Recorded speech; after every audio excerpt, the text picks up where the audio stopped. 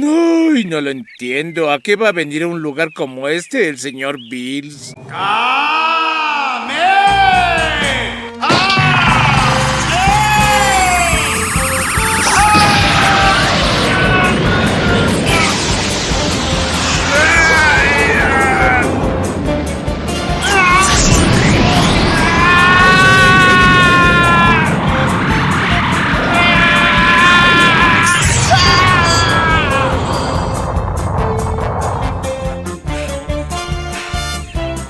¡Este ataque es infalible!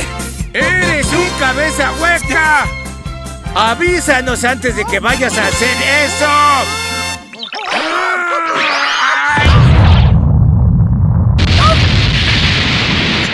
¿Qué hacer? ¿Qué te parece si eres un poco más considerado con nuestras vidas? Lo siento, lo siento. La verdad es que estoy entrenando arduamente para superar mi propia fuerza. Ay, Goku, eres el colmo.